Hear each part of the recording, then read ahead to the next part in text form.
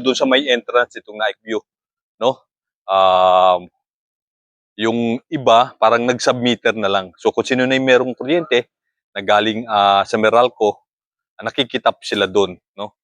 Yung ginagawa nila. Iba naman kasi nga pagka masyadong marami na, masyadong malayo na rin, parang hindi na rin kinakaya nung isang bahay na meron ng kuryente galing sa Meralco. So kaya hindi na sila nagpapakabit din. So kung magsasubmitter kayo, kung malayo talaga yung bahay ninyo, so kailangan nyo talagang bumili ng wire para makapag-tap kayo. Ay, yung problema nga lang, parang humihina na yung supply, no, papunta doon sa isang bahay pagka madami na kayo nakatap. So, parang hindi na rin sa advisable. So sana, yun lang, talagang itong taon na to, no, hopefully, sana yung mga marerelocate na dito, kumbaga, madali nang magkaroon ng kuryente. Kasi hindi naman po pwedeng pagpunta nyo dito, meron kayong kuryente o depende, no? Kasi doon sa may Parkstone, hindi pa nare-relocate yung mga possible beneficiary. Nag-apply na sila ng kuryente sa Meralco, tapos nalagyan na sila at no, nalagkabitan na sila ng kuryente na galing sa Meralco. Kaya kung napanood yung mga video natin doon, may mga bill na sila nung galing sa Meralco pero hindi pa sila nalilipat doon sa pabahay ng gobyerno. So ganun yung nangyari. So yung iba naman nakalipat na dito, so mga ilang buwan, kung may mga poste na ng ganito, tapos may mga wiring na yan, mga ilang buwan pa kasi kailangan mag-apply at parang iniipon, no, na yung mga mag-apply tapos saka schedule na lagyan na kayo ng kuryente galing sa Meralco, ganun. Kaya inaabot pa rin ng buwan. So depende, depende sa sitwasyon kung napapadali o minamadali ng Meralco, ng developer, yung pagkakaroon niyo ng kuryente, mabilis lang. Pero kung medyo nasa tamang ano lang, yung chill-chill lang, so inaabot din ng buwan. Nung meron ng mga poste yung ito kasi dito sa dulo, dahil nga wala pang poste, talagang may mga na-relocate na dito, na galing ng Molino, Cavite, taon na silang wala pang kuryente na na-relocate dito. So kaya ang ginagawa, nakikisubmitter sila, nakikitap sila doon sa may mga kuryente. Yung iba naman, ang ginagamit ay yung solar panel. So yun yung ginagawa nila. Solar panel yung inaano nila, bumibili sila ng solar panel, tapos sa gabi, para magkaroon lang sila ng ilaw. Problema, siyempre, pagka mainit, walang electric fan. So dito sa bayan ng Naik, medyo parang malapit ata sa langit itong lugar ng bayan ng Naik kasi pagka tag-araw talagang mainit po talaga dito. So yun yung isang ano ng klima rito sa bayan ng Naik. Pero kahit naman siguro saan, no, pagka mga katulad nitong subdivision, dahil nga open, wala nang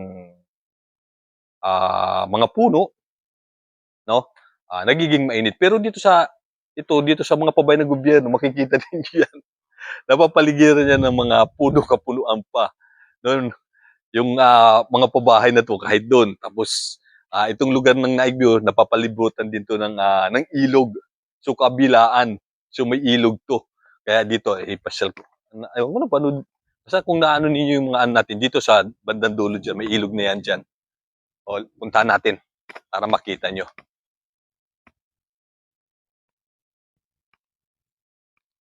May ilog na to dito eh.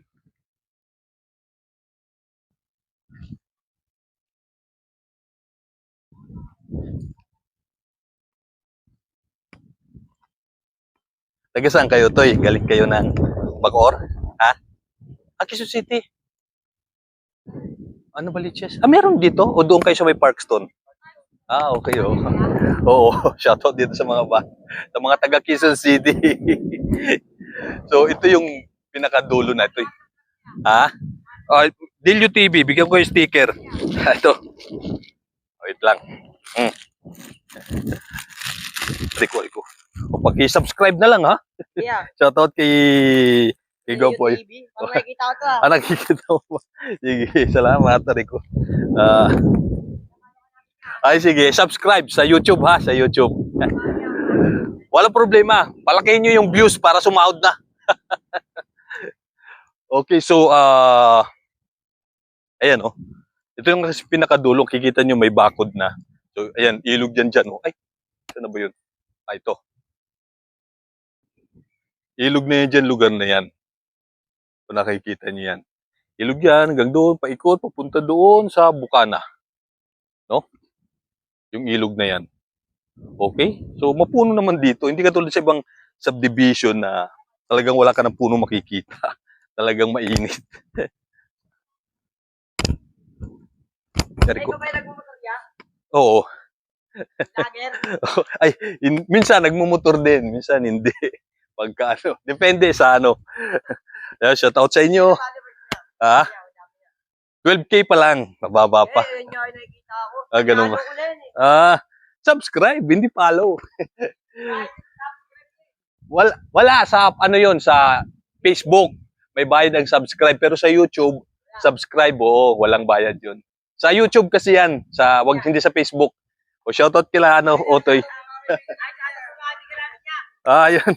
Sige. Shoutout. Sige, salamat. O shoutout dito sa basketball player. Okay, so yun, may ilog nga yun doon sa kabila na yun. Okay? So, ayun, shoutout doon sa mga tropa na yun, no? Mga taga Quezon City yan, nandito na sila ngayon sa Naik. Dito na sila na-relocate sa Naik, sa may Parkstone.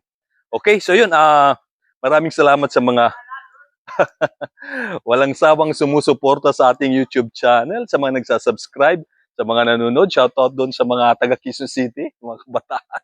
At hindi ko mapigilan hindi tumawa kahit parang walang nakakatawa, no? Pasensya na po kayo kasi parang karakter ko na siguro yun. Ewan ko. So, yun. Pasensya na po kayo kung ganun po yung parang appearance ko, attitude ko pagdating dito. So, parang type ng parang anong tawag doon? Parang hindi naman courtesy, no? Pakikipag sa inyo, no, ng mga nanonood na parang masiyahin yung dating natin kahit na parang sabi nga ni ma'am, hindi naman nakakatawa. So, gusto ko lang ipakita na masiyahin tayo sa kabila nung ano kasi parang ang pangit naman kung medyo seryoso tayong masyado. So, yun yung parang isa sa pinaka-proseso ko sa paggagawa natin ng video. So, kailangan natin laging naka-smile, nakatawa, kahit parang walang nakakatawa para mas maging sa inyo, ika nga. So, kung medyo hindi na appropriate, medyo hindi na kayo nakakano, pagpasensya nyo na. Okay? So, yun. Go na tayo. Nakakapag-update na tayo. So, basta itong year, no? Lahat ng mga marirelocate dito, magkakaroon na ng kuryente. Kasi nga, may poste na ng Meralco. Ayan. Ayan yung mga poste. Halos lahat na, paikot. No? Wala nang lugar na wala pang poste. Kung meron man, so syempre, kakabitan na yan o tatayuan na yan nila. Okay? So, go na tayo. Salamat sa suporta ninyo. Yun din pala, yung isa dito, no? Yung tubig din. No? Parang wala pa siyang talagang pinaka-source, no? Nung anuhan ng tubig. Parang magbibigay ng supply. So, yung iba kasi, like dun sa St. Mary Magdalene, sa iba, yan, may ganito, may hoso na nakaabang na. Ito, pakita ko sa inyo. So, ito meron, ayan, no? May hose na ganito, no? So, kakabit yan, papasok doon sa, ayun, no? Sa loob na, sa supply, sa loob, kabuuan ng bahay. Para may ang problema, parang wala pang tubig talaga. O line ng tubig dito. Kasi doon sa banda Bukana, doon sa lagi natin pinag-aanuhan, meron parang hinukay pa nila uli yung harapan para magkaroon ng pag-aanuhan ng tubig. Pero ewan ko dito sa bandang dulo nitong Naikbyo kung merong nang nakalatag na daanan ng tubig, no, para sa mga bahay dito sa dulo, dito sa may Naikbyo. Ayan, katulad dito nakikita nyo. So ayan, no? Ito yung hose. Tapos kapag ka may residente na, lalagyan ng kondor, itatap na dyan. So ayan na yung supply papasok sa kubuan ng bahay. Tapos siyempre, ayan yung ito yung loob ng bahay. Pagka wala pang kwarto, wala pang divider, so sa lahat, ayan katulad dito, gripo dito, tapos gripo dyan sa taas, mga faucet, inidoro, sa shower. So lahat na yan, mga nakaabang na yan. No? Tapos yun, no? Para sa shower. So dito rin yan sa likod, meron din yung parang magkano ng supply ng tubig. Depende na sa ano ninyo magiging diskarte ninyo. Okay, sa ganun. Ganyan yun yung format. Pero dito, ewan ko kung meron. Kasi nga nakita natin yung iba dito. So kikita natin may nakalatag na blue doon sa may mga na-relocate na.